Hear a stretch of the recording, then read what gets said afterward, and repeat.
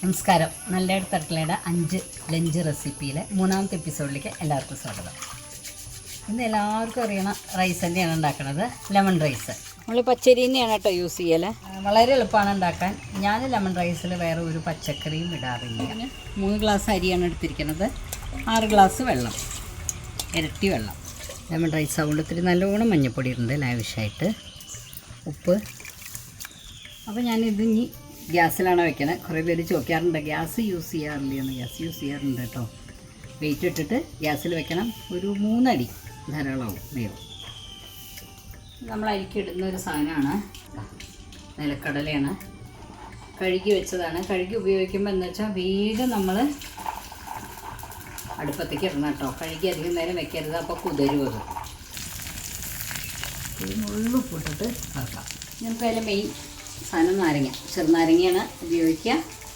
നാരങ്ങ ഇങ്ങനെ ചെയ്ത് കഴിഞ്ഞാലേ നിലത്തോ അല്ലെങ്കിൽ പലകയിലോ അങ്ങനെ വെച്ചിട്ട് ഇങ്ങനെ ചെയ്ത് കഴിഞ്ഞാൽ നാരങ്ങയുടെ ജ്യൂസ് നല്ലോണം പോരും. ഇത്ര മൊത്തം പോരും. അച്ഛൻ പണ്ട് പറഞ്ഞു തന്നിട്ടുള്ളതാട്ടോ. ഇത് ശരിക്കും ഒരു ഗ്ലാസ് അരിയിലേക്ക് ഒരു നാരങ്ങ പാകാവും.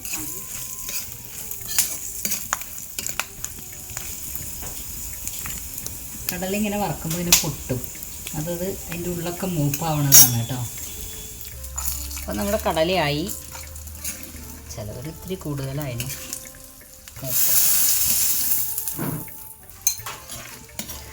അപ്പോൾ നമ്മൾ അതിലേക്കുള്ള വറവ് റെഡിയാക്കുകയാണ്.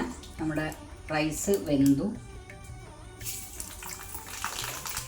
കടുക് പൊട്ടിക്കഴിഞ്ഞു. ഇനി എനിക്ക് നമ്മളിടുന്നത് കൊണ്ടാട്ടമുളകാണ് കേട്ടോ. അത് ചുവന്ന മുളക് ഇടാം, പക്ഷേ കൊണ്ടാട്ടമുളക് ഇട്ടാന്ന് വെച്ചാൽ നമുക്കത് അതിൻ്റെ കൂടെ കഴിക്കാം. അപ്പോൾ നമ്മുടെ കൊണ്ടാട്ടമുളക് മൂത്തു. ഇനി എനിക്കിടുന്നത് കുറച്ച് ഇഞ്ചി ഗ്രേറ്റ് ചെയ്തത്, പിന്നെ ഒപ്പം തന്നെ ഇടാം പച്ചമുളക്. എല്ലാം മൂത്ത് സെറ്റായി. എനിക്ക് ഞാൻ ഇതായി കുറച്ച് ഒഴിക്കുന്നുണ്ട്. അപ്പം തന്നെ റൈസ് ഇട്ടു.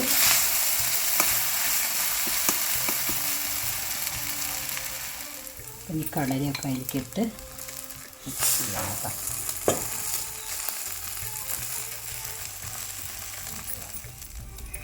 നമ്മുടെ റൈസ് റെഡിയായി. പക്ഷെ നമ്മൾ എവിടെയെങ്കിലും പോകുമ്പോൾ ഒരു 2 ദിവസത്തിനൊക്കെ വയ്ക്കാൻ ശരിക്കും സുഖമായിട്ട് പറ്റുന്ന റൈസാണ്. ഏറ്റവും കൂടുതൽ ഞാൻ പ്രിഫർ ചെയ്യണ റൈസാണ് ലെമൺ റൈസ്.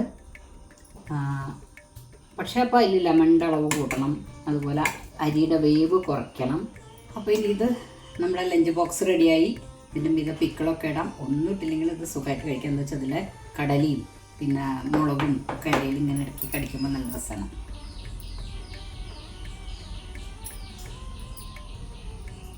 അപ്പോൾ നാളെ പുതിയ ലഞ്ച് ബോക്സ് റെസിപ്പിയായിട്ട്